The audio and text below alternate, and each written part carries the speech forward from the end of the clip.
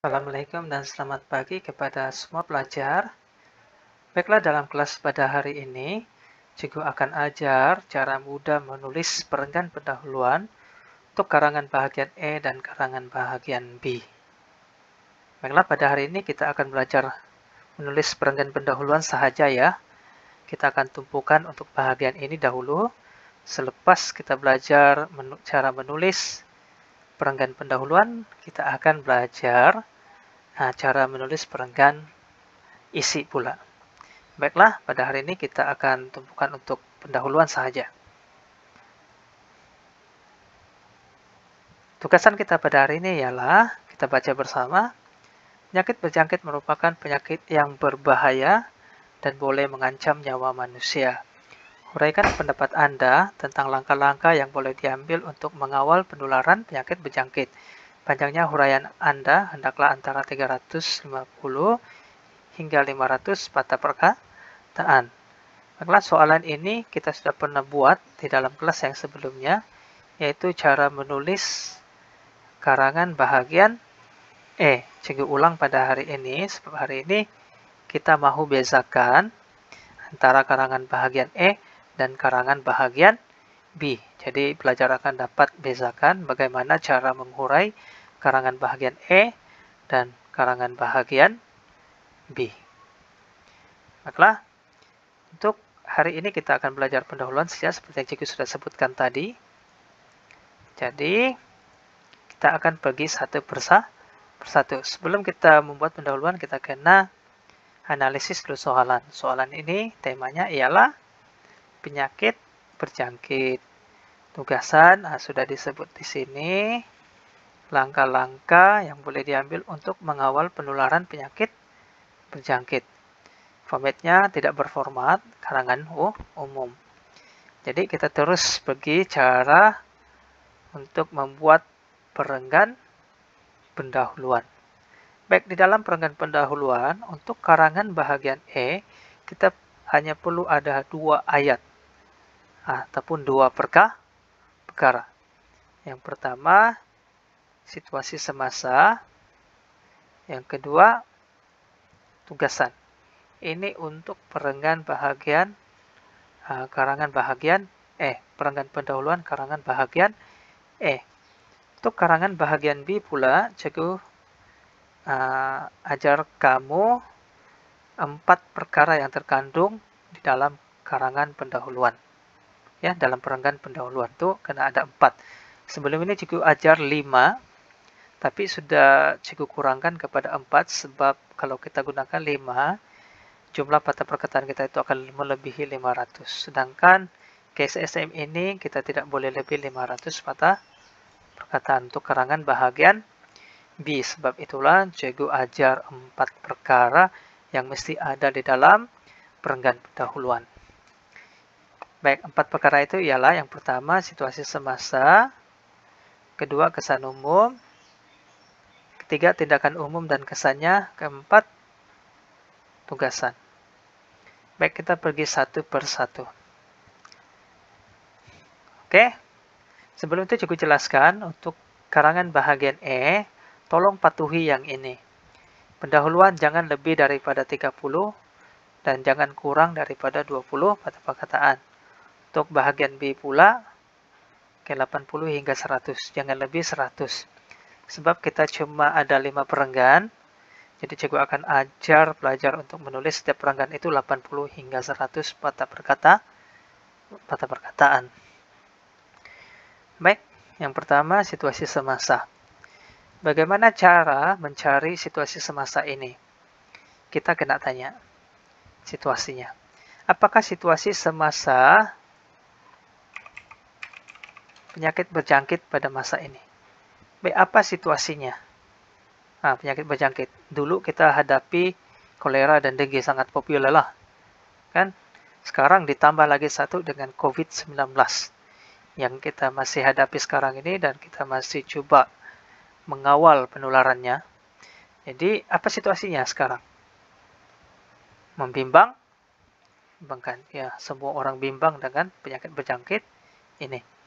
Dalam bahagian B, Cikgu bagi 2 idea atau 2 poin.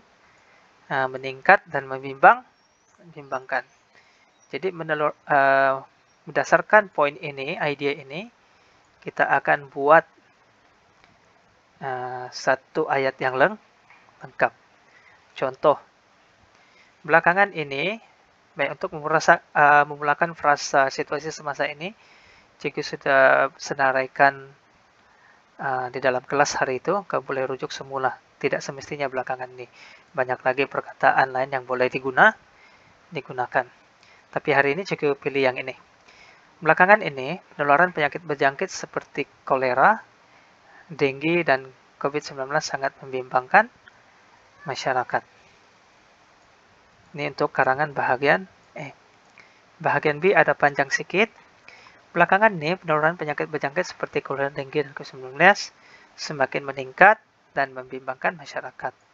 Ada dua idea. Di sini satu idea. Seterusnya kita pergi kepada kesan umum. Oke, untuk kesan umum ini, karangan bahagian E tidak perlu. Karangan bahagian B saja perlu. Bagaimana mendapatkan kesan umum? Kita tanya.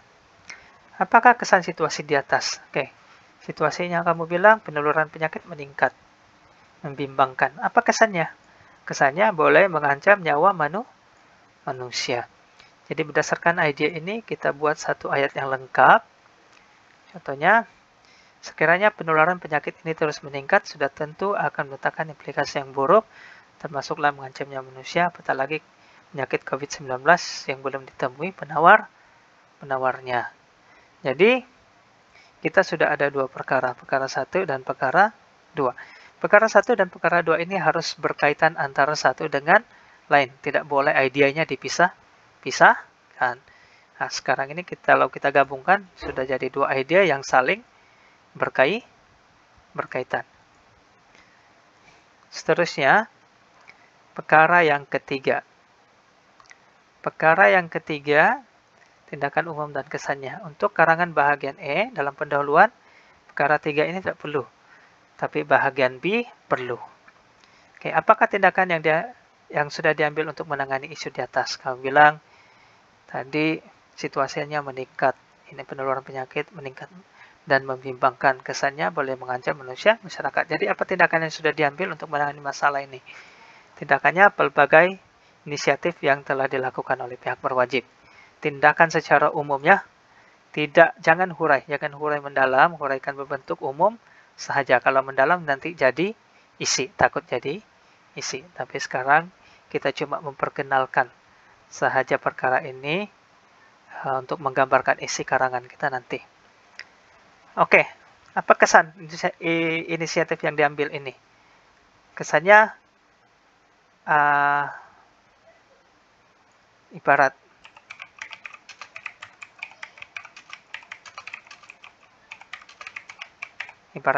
mencurah air ke daun geladi. Maksudnya kurang berkesan atau tidak berkesan. Kurang berkesan sebab dipandang enteng oleh segolongan masyarakat. Baik, kalau kita sudah dapat ide ini, kita bina dalam bentuk ayat. Ayatnya seperti ini.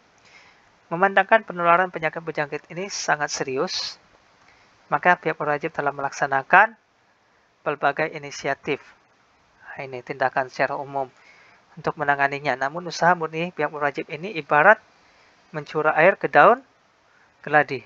Kurang berkesan karena sering dipandang enteng oleh segelintir masyarakat yang tidak patuh dan degil. Ya, betul lah.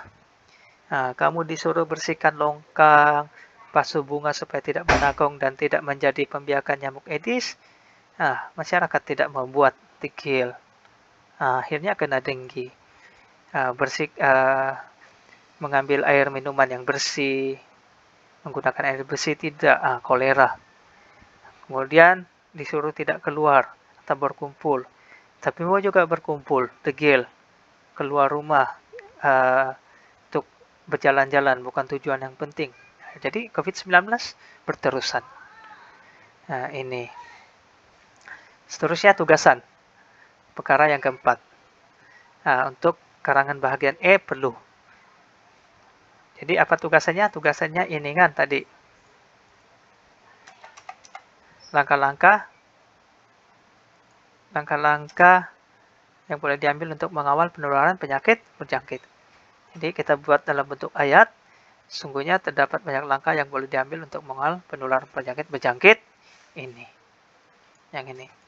Seterusnya, untuk karangan bahagian B pula, kita panjang sedikit. Oleh sebab itu, langkah-langkah yang boleh diambil untuk mengawal penularan penyakit berjangkit akan diuraikan dengan lebih terperinci dalam wacana ini demi kebaikan bersama. Oke, selepas semua itu, kita gabungkan keempat perkara ini menjadi satu perenggan pendahuluan yang lengkap. Situasi semasa campur, kita gabungkan dengan kesan umum, kita gabungkan dengan tindakan umum dan kesannya, dan kita gabungkan dengan tugasan. Satu persatu. Baik, kita lihat. Perenggan lengkap. Untuk bahagian E tadi ada dua bahagian saja. Satu, situasi semasa. Ini situasi semasa digabung dengan tugasan. Jadi ada dua ayat saja. Belakangan ini, penularan penyakit berjangkit seperti penyakit kolera, denggi, dan COVID-19 semakin membangkang masyarakat. Sesungguhnya terdapat banyak langkah yang boleh diambil untuk mengawal penularan penyakit berjangkit ini. Baik, setelah cikgu gabungkan, kita dapat 27 kata perkataan. Baik, untuk perenggan pendahuluan bahagian B, ini situasi semasanya. Belakangan ini, penularan penyakit berjangkit seperti penyakit kolera, denggi, dan COVID-19 semakin meningkat dan membimbangkan masyarakat. Selepas itu, kita gabungkan dengan kesan. Sekiranya penularan penyakit ini terus meningkat, kami bilang meningkat tadi sini, terus meningkat, sudah tentu akan mendatangkan implikasi yang buruk, termasuklah mengancam nyawa masyarakat. Inilah dia punya kesan, mengancam. Oke, apatah lagi COVID-19 yang belum ditemui penawarnya. Jadi apa tindakan yang sudah diambil untuk perkara ini?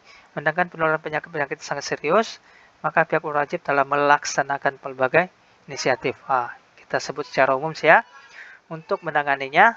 Namun usaha murni pihak berwajib ini ibarat mencurahkan air ke daun keladi. Inilah kesannya. Kurang berkesan karena sering dipandang enteng oleh segelintir masyarakat yang tidak patuh dan degil. Oleh sebab itu, kita gabungkan dengan tugasan. Langkah-langkah yang boleh diambil untuk mengawal penularan penyakit akan diuraikan dan lebih terperinci dalam wacana ini demi kebaikan bersama. Jadi setelah kita gabungkan 4 perkara tadi, dapatlah kita satu perenggan pendahuluan yang lengkap. Baiklah, cikgu minta pelajar perhatikan nota ini secara teliti satu persatu supaya dapat menguasainya. Untuk memastikan pelajar menguasainya, jadi cikgu berikan satu latihan pengukuhan di sini. Jadi pelajar kena siapkan ini dan hantar kepada cikgu. Latihannya ialah ekonomi yang stabil sangat penting untuk menjamin kesejahteraan sebuah keluarga. Jelaskan langkah-langkah penjimatan yang boleh diambil oleh ahli keluarga untuk menjamin kedudukan ekonomi yang baik. Oke, panjang 350 hingga 500 patah perkataan untuk bahagian B. Bahagian E 150 hingga 200. Tapi cikgu tidak minta pelajar untuk tulis karangan yang lengkap. Cikgu mau kamu buat latihan untuk membuat pendahuluan sahaja. Jadi cikgu sudah ada analisis di sini, temanya ekonomi keluarga, tugasan, langkah-langkah penjimatan, format karangan umum. Jadi cikgu minta semua pelajar cari 4 perkara ini, situasi semasanya, kesan, tindakan, dan juga tugasan. Cikgu bagi gambaran, apa situasi kedudukan ekonomi keluarga negara kita? Ya, masa ini, kalau kamu lihat dalam zaman-zaman penularan penyakit nih, PKP ini, kita lihat ekonomi keluarga macam mana. Oke, ekonomi keluarga yang berpendapatan rendah itu kurang stabil, ya. Situasi yang dihadapi sekarang ini. Oke. Kurang stabil. Ada yang menghadapi masalah keuangan. Jadi apa kesan kalau tidak stabil dan mengalami masalah keuangan itu? Kesannya tidak dapat barangan keperluan di rumah semakin berkurangan juga, tidak dapat tidak dipenuhi. Menghadapi banyak masalah seperti bayaran tertunggak kendaraan, air, listrik, dan sebagainya. Itulah kesannya. Ya, jadi apa tindakan yang sudah diambil? Oke, kalau kita lihat tindakan yang diambil, ya, kerajaan berikan bantuanlah kepada golongan yang memerlukan atau yang berpendapatan rendah ini. Kesannya apa? Kesannya positif, ada baiknya, sebab boleh meringankan beban keluarga yang berpendapatan rendah. Ya, jadi kita kaitkan dengan soalan. Jadi untuk memastikan ekonomi kita stabil itu, kita nyatakan banyak langkah penjimatan yang perlu diambil. Ya, jangan lupa juga masukkan peribahasa yang sesuai. Ya, oke. Jadi cikgu harap semua pelajar dapat siapkan tugasan ini dan hantar kepada cikgu. Sekiranya tidak paham, boleh rujuk nota cikgu ataupun terus bertanya kepada cikgu. Jadi kita akan berjumpa lagi dalam kelas seterusnya, yaitu kita akan belajar cara membina pendahuluan karangan, perenggan, isi. Jadi sampai berjumpa lagi, siapkan tugasan ini.